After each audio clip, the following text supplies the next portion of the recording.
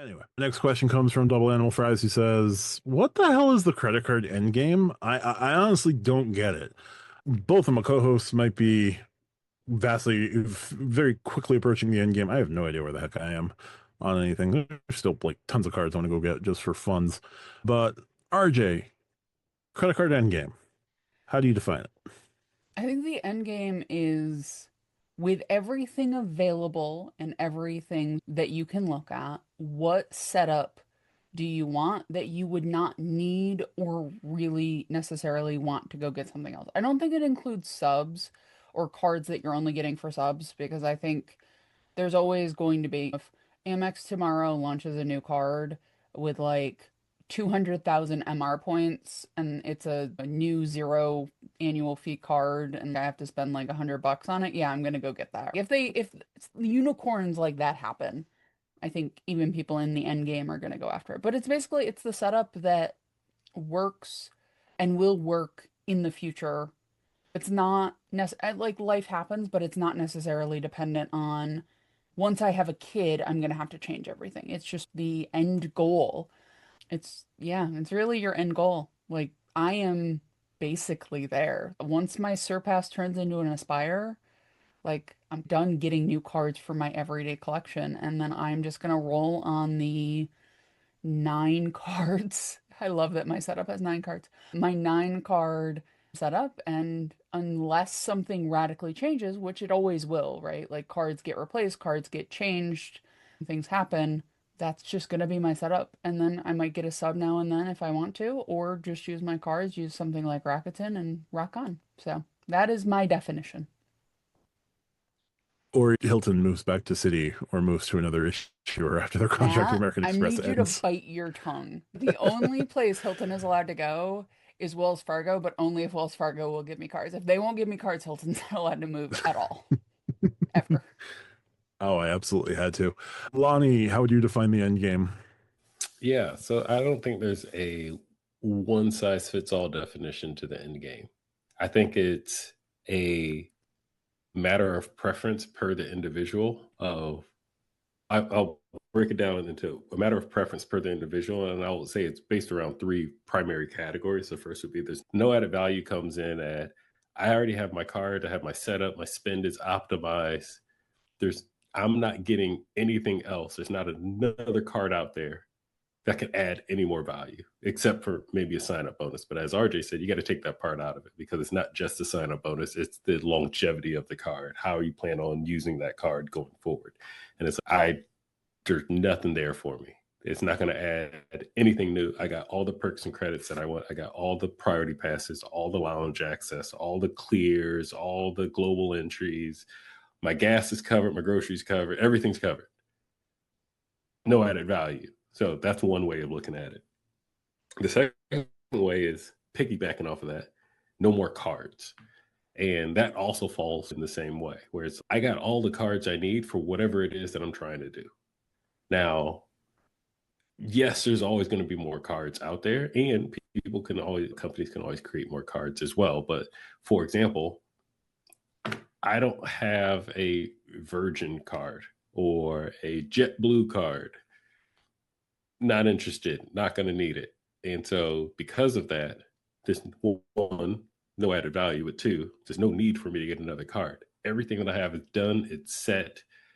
Yes, you could probably add, if you're already in the Hilton, maybe you could add another Hilton. You don't need to add the Hilton, you're just adding it for the sub, but subs don't really matter when it comes to the end game. And then I would also say for the third one is you're over it.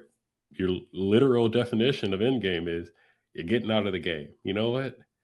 RJ just said she has 9 cards. I think I just got my 16th, maybe 15th. I don't even count them anymore. Where I'm Oh, I like, have 15. It's just the 9 that will be kept for the setup, just to be yeah, clear. it's like Chase UR cards. I only have one, even though I have five. They just all make UR points and they all end up on my CSR. So I always count all five of those, or six, however you want to call it. That's just one card because all the points end up in one place anyway.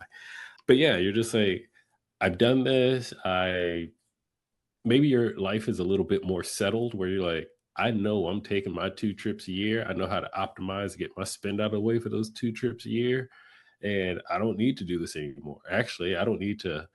I got a whole bunch of cards I can get rid of now because I'm only going to stay at Hyatt now, and I'm only going to fly American, whatever who you are. And you're like, I don't need all the Marriotts and the Hiltons and the United. I don't need all that anymore. So you're literally like getting out of the game.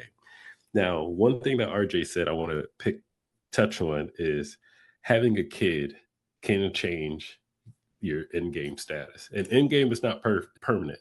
I will say that. You can be an in-game and then come right back into it. And you can be an in-game and stay there.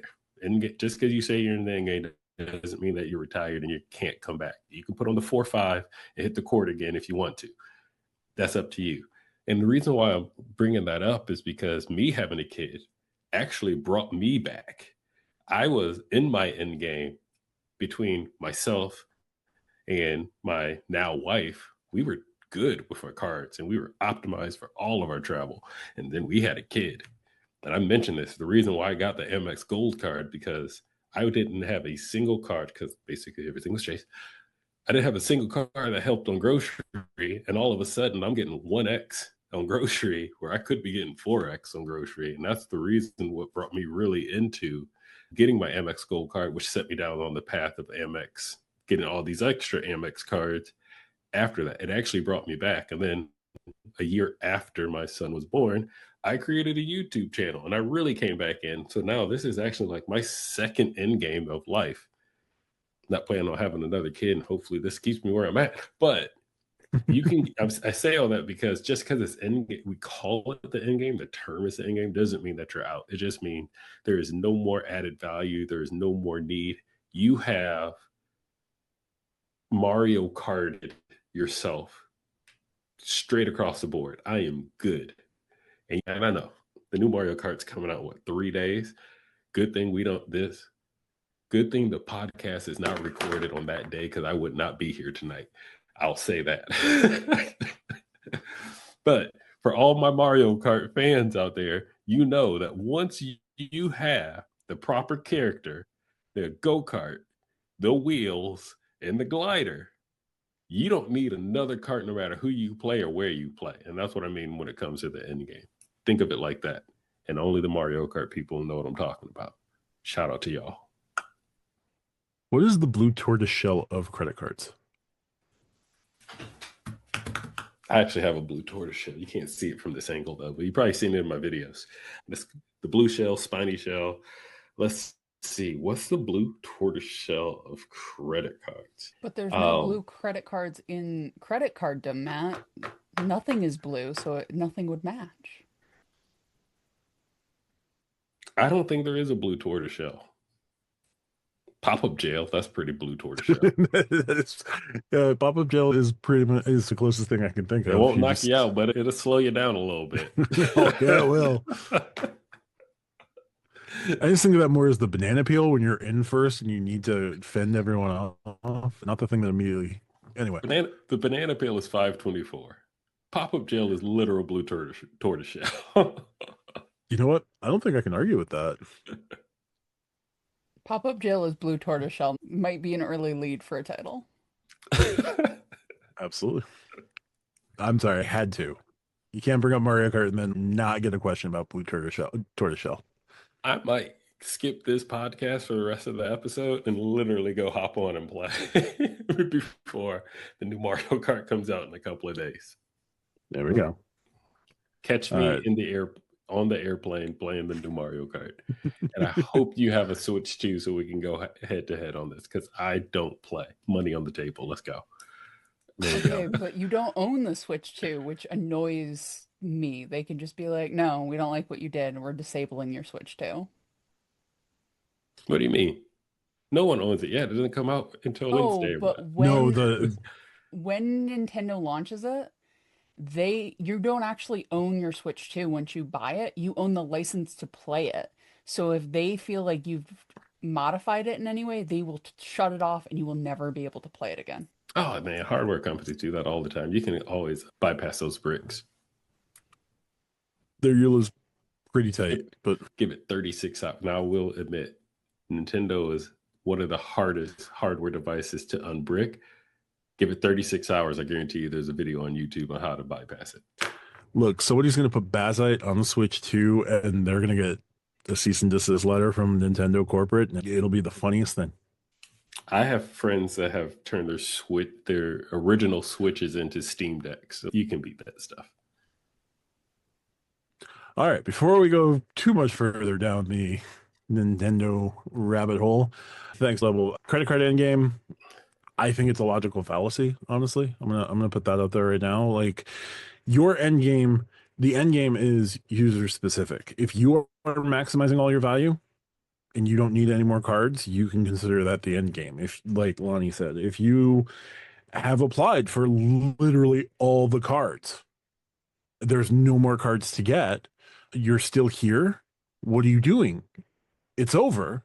Go home. Thank you, Lonnie. If that is the approach that credit card companies take with you, great. You can't do anything there. But are you referring to the dude at the gym that literally picks up the heaviest weights and is, you won the gym? There's nothing heavier that they can give you here. Partially. It was also a Ferris Bueller reference, but no, like, your end game, the end game is going to be user specific. I will still be looking for other cards. Like, I could maximize everything to my little heart's content, but there's always going to be a card that I will be interested in and potentially going after. I don't know that I'm ever going to be in an end game. And then when you think that the game is finished, whole new set of rules could just come and upend everything. Hyatt could leave Chase. Southwest could decide that their long-term relationship with Chase also needs to be nuked, and they go and become, I don't know, City co-branded card with City's weird rules. Capital One could decide to get into the co-branded space. The game is forever changing, but your end game, your path, your exit lane is what it's going to be. Not everyone's exit lane is going to be the same. We're not all taking the same exit.